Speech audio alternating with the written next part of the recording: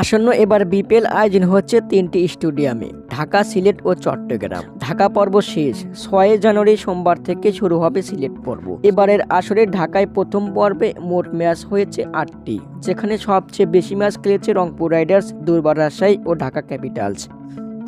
এই 3টি দলে 3টি করে ম্যাচ খেলেছে, 2টি করে ম্যাচ খেলেছে খুলনা টাইগার্স, ফরচুন বরিশাল ও চিটাগাং কিংস, আর সবচেয়ে কম একটি ম্যাচ খেলেছে সিলেট স্ট্রাইকার্স। দর্শক, তো আসুন জেনে নেওয়া যাক পয়েন্ট টেবিলে কে কোন জায়গায় অবস্থান করছে। ঢাকা পর্বের 3 ম্যাচে 3 জয়ে 6 পয়েন্টে নিয়ে টেবিলের শীর্ষে রয়েছে রংপুর রাইডার্স।